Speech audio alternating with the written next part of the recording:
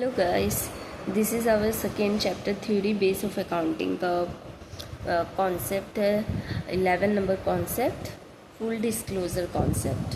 Information provided by the financial statement are used by different groups of people such as investor, lender, debtor, supplier, creditor, taking various financial decisions. The principle of full disclosure required that all the material facts and relevant fact are covering in the financial statement and disclose in the report. मतलब क्या होता है, जो full disclosure मतलब क्या होता है, जो हम लोग मटेरियल कॉन्सेप्ट मटेरियल फैक्ट है, रिलेवेंट फैक्ट, वो सारा कुछ डिस्क्लोज करता है फाइनेंशियल स्टेटमेंट, सो दैट जो लेंडर होता है, जो इन्वेस्टर होता है, सप्लायर होता है, वो आपकी कंपनी का बैलेंस शीट देखकर वो एज अ जज करता है कि इन्वेस्ट करना चाहिए, आपका कंपनी कितना ग्रोथ किया है. ठीक है. Concept number 12, consistency concept. The accounting information provided by the financial statement would be useful in drawing conclusion regarding working of enterprises only when it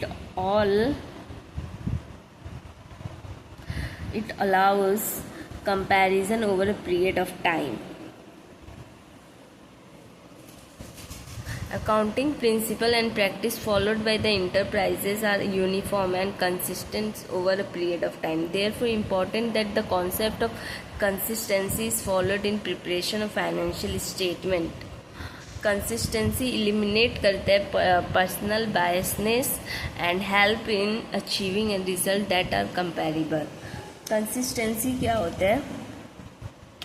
एक अकाउंटिंग पॉलिसीज एंड प्रैक्टिसेस जो follow करते हैं एक enterprises, so that the company consistence रहेगा, वो accounting principle और policies को follow कर रहा है कंपनी कंसिस्टेंसली, तो it is help in preparing the financial statement. Okay. Concept number 13, convertism concept. The concept of convertism, also called as a prudence, provide the guidance for recording of transaction in the books of account. The concept of convertism required that the profit should not be recorded until realized, and all losses, even which may have a remote possibility, are to be provided in the books of account. Example, closing stock is valued at cost, market value whichever is lower. कन्वर्टिज्म मतलब क्या होता है ना, वो उसको prudence भी बोला जाता है. वो रिकॉर्ड करता है जब फाइनेंशियल स्टेटमेंट में ट्रांजैक्शन को, तो वो हम लोग कन्वर्टिज्म बोलते हैं कि प्रॉफिट को मत रिकॉर्ड करो जब तक वो रियलाइज ना हो जाए, और लॉस में भी होने वाला है फिर भी उसको रिकॉर्ड कर लो.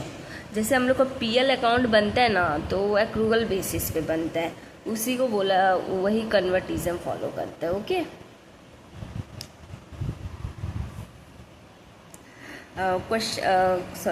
Concept 14, materiality concept. The concept of materiality required that accounting should focus on material facts. Effort should not to be wasted in recording and presenting facts which are immaterial in determination of income.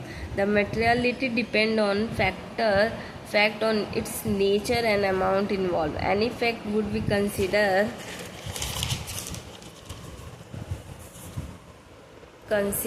material if it is influence the decision of informed user of the financial statement. Example, stock of pencils, scale, eraser, etc. are not shown as an asset.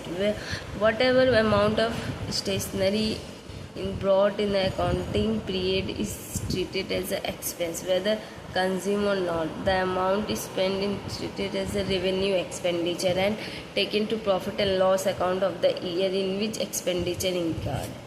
मतलब क्या हो रहा है ना, materiality concept क्या बोलते हैं कि the concept of materiality it's recorded, जो हम लोग का मटेरियल, जैसे हम लोग 10,000 का कोई सामान खरीदे, ठीक है, तो 10,000 का सपोज कर लो फिक्स्ड एसेट खरीदे, तो जो फिक्स्ड एसेट रहता है ना, उसको हम लोग डालते हैं आपको बैलेंस शीट के फिक्स्ड एसेट साइड में. बट वही हम लोग 10 रुपया का पेंसिल खरीदे हैं, बिजनेस में यूज़ करने के लिए 10 रुपये का पेन खरीदे तो इट इज़ इमटेरियल आइटम है, इसको एक्सपेंस में ट्रीट कर। इवन वो पेंसिल और पेन 1 साल 2 साल चलेगा, हम लोग यूज़ करेंगे कि नहीं करेंगे, नहीं करेंगे तो रहेगा 1 साल के 10 साल भी रहेगा। तो उसको तो पेंसिल हुआ, पेन हुआ, ये सब अगर हम लोग खरीदते हैं और रखते हैं 5-10 रुपये का चीज़ है, 10 रुपये 100 रुपये का चीज़ है तो इमटेरियल हो जाते हैं। तो इसीलिए इसको एज ए एक्सपेंस PL में ट्रीट किया जाता है। और अगर वही चीज़ अगर 10,000 का हम लोग कोई एसिड खरीदते हैं तो वो हम लोग का फिक्स एसिड हो जाता है, तो वो हम लोग का बैलेंस शीट में जाता है। तो मेटेरियलिटी यही बोलता है कि जो अमाउंट में बड़ा है ना, मटेरियल है, मटेरियल आइटम है, उसको फाइनेंशियल स्टेटमेंट में डिस्क्लोज करना है बैलेंस शीट में। बट जो वही आइटम है मटीरियल बट परचेस किए हैं बट इमटेरियल है तो उसको PL और बैलेंस शीट में एक्सपेंस की तरह दिखाएंगे। Okay. Concept 15, objectivity concept. The concept of objectivity required that the accounting transaction should be recorded in objective manner, free from bias of accounts and other. Example, the transaction for purchase of material or voucher may be supported by cash receipt for the money paid. मतलब क्या होता है ना, concept objectivity बोलते हैं जो भी हम लोग ट्रांजैक्शन अकाउंटिंग ट्रांजैक्शन किए हैं रिकॉर्डेड इन ऑब्जेक्टिव मैनर में उसको रिकॉर्ड करते हैं, free from bias of accounts and others. Okay. और उसको as a purchase of material और वाउचर में भी सपोर्टेड बाई कैश रिसिप्ट और money paid. System of accounting concept 16 number, system of accounting. The system of recording transaction in the books of account are generally classified as two types, double entry system and दूसरा है तुम्हारा single entry system. Double entry system is a complete system, both the aspect of transaction are recorded in the books of account, मतलब both transaction में लोग debit credit करके उसको recorded in the book